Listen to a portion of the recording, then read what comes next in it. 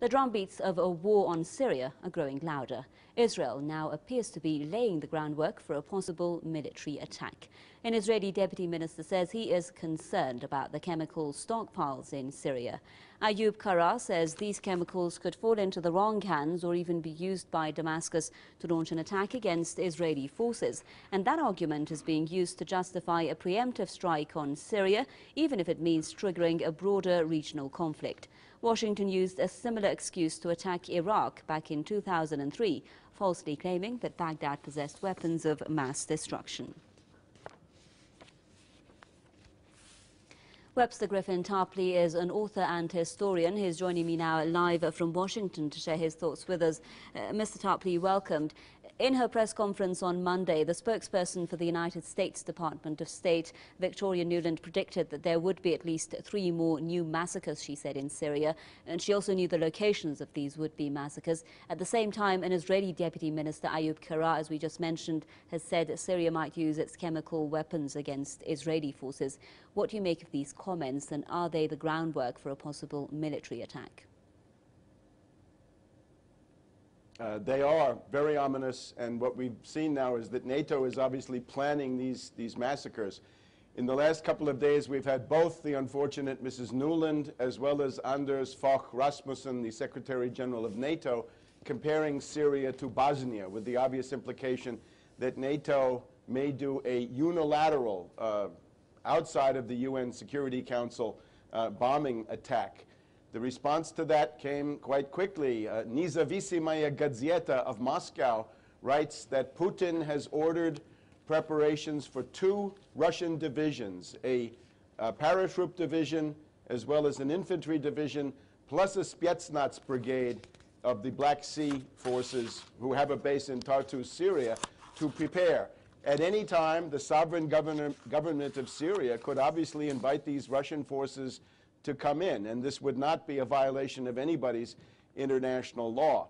In addition, I would call attention to the report from my friend Thierry Maison in Damascus that sometime in the next week, perhaps Friday, we may be dealing with an attempted brainwashing of the world through the CIA and NATO. It is an operation reportedly being planned by Ben Rhodes. Ben Rhodes is a resident mini Goebbels here in the Obama White House. He wrote Obama's speeches, the Cairo speech, the West Point speech declaring war on Pakistan.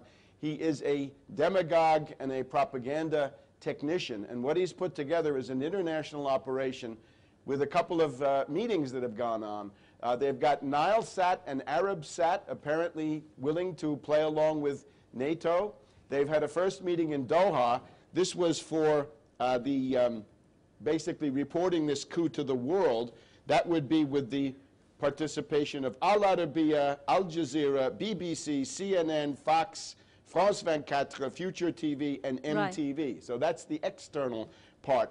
For the inside, they have fake versions of Barada, Future TV, MTV, Orient News, Kham, and Syria Al-Khad that would broadcast lying propaganda. And in Doha and in Saudi Arabia, they have built sets, Hollywood sound stages in effect, that duplicate the presidential palace in Damascus, as well as downtown Damascus, downtown Aleppo, downtown Homs. It reminds us of what they did last year with creating the Green Square of Tripoli, Libya, in Well, Qatar. Mr. Tarpley, So as you are operation. referring there to what you think are the reasons for a military strike being planned, and again you refer there to Russia being largely on the defensive over the crisis in Syria. It's vetoed the US-led motions at the UN Security Council. So basically, do you think that it, however, has got the power to stop this from happening?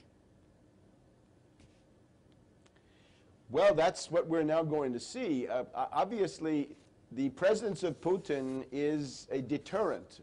He will respond to an attack on Syria. No one knows how. I would also point out that this operation is fraught with peril for Obama. His White House now, with this Ben Rhodes, is being used to plan an operation which will lead inevitably to the massacre of large numbers of Christians, right? 20% of the population are Christians. These Wahhabites from Saudi Arabia that are going to be leading the charge with some kind of an internal coup are known to be sharpening their knives for the Alawites and for the Christians. And at that point, of course, you'd expect the protests to come from the Vatican in Rome, but the Obama White House has also covered that angle. Cass Sunstein in the Obama White House is reported to be the mastermind of the so-called Vatican Spring, the attack on the Vatican to suppress the response of the Vatican. I wonder how Obama thinks he's going to campaign for re-election on the basis of a bloody massacre of the Christians and others in Syria, and call that some kind of a liberation. So with all this, we are now on the verge of a great power confrontation. Thank you very much, Mr. Webster. Griffin Tarpley, author and historian, joining us there live from Washington with his comments.